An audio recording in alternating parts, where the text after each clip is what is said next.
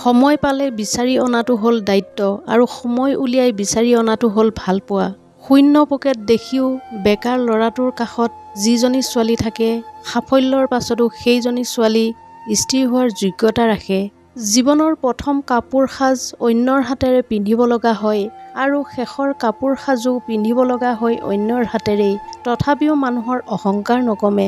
দুটা সময়ত তোমাৰ চৰিত্ৰৰ পৰিচয় পোৱা যায়। যেতিয়া তোমাৰ কাষত টকা নাথাকে তেতিয়া তোমাৰ ধৈৰ্য, যেতিয়া তোমাৰ কাষত সকলো থাকে তেতিয়া তোমাৰ ব্যৱহাৰ।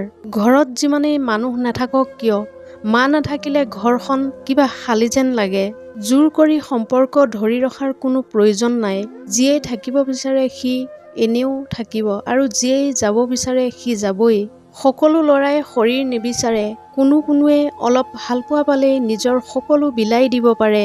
নিজৰ ঘৰখন ভালেই হওক বা বেয়াই হওক, নিজৰ ঘৰৰ নিচিনা শান্তি কোনো ৰাজপ্ৰসাদত পোৱা নাযায়। মূল্যৱান কোনো বস্তু হেৰালেও ইমান কষ্ট নহয় যিমান কষ্ট হয় কাষৰ মানুহবোৰ পৰিৱৰ্তন হ'লে।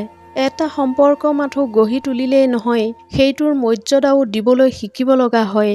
কষ্ট যেতিয়া চকুপানী হৈ নিগৰি বৈ আহে তেতিয়া নিজৰ হাতৰ অবিহনে কোনো আপোন নহয় চকুপানী মুচি দিয়াৰ কাৰণে।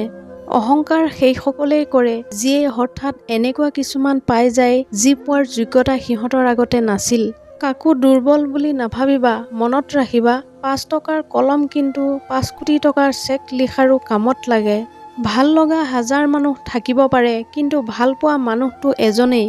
সময় সলনি কৰিবলৈ সময় লাগে কিন্তু মানুহ সলনি হ'বলৈ সময় নালাগে। ভালে থকাৰ কাৰণে ৰাজপ্ৰসাদৰ প্ৰয়োজন নহয়, মন পচন্দ এজন জীৱনসংগীয়েই যথেষ্ট। অতি সোনকালে খং উঠা মানুহবোৰৰ মনত বহু পৰিমাণে ভালপোৱা থাকে যি সকলোৱে বুজিব নোৱাৰে। অস্ত্ৰৰ আঘাত শুকাই যায় কিন্তু কথাৰ আঘাত নুশুকায়। সেয়েহে কাৰোবাক কিবা কোৱাৰ আগতে অলপ ভাবি চিন্তি ক'ব লাগে। সন্মান যদি কৰিব লগা হয় তেনেহ'লে গুণ দেখি কৰা, ধন দেখি নহয়। বিশ্বাস যদি কৰিব লগা হয় নিজৰ ওপৰত কৰা, আনৰ ওপৰত নহয়।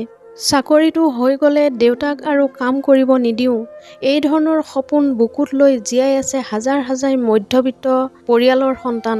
আজিকালি কথা কম ক'লেই বেছি ভাল লাগে, কাৰণ মই জানো কথা বুজি পোৱা মানুহৰ সংখ্যা খুব কম কিন্তু আঘাত কৰা মানুহৰ সংখ্যা বহুত বেছি। কলম যিমানেই দামী নহওক কিয়, ভিতৰত চিয়াহী নাথাকিলে যিমান মূল্যহীন, মানুহ যিমানেই শিক্ষিত নহওক কিয়, মনুষ্যত্ব নাথাকিলে সেই শিক্ষা মূল্যহীন।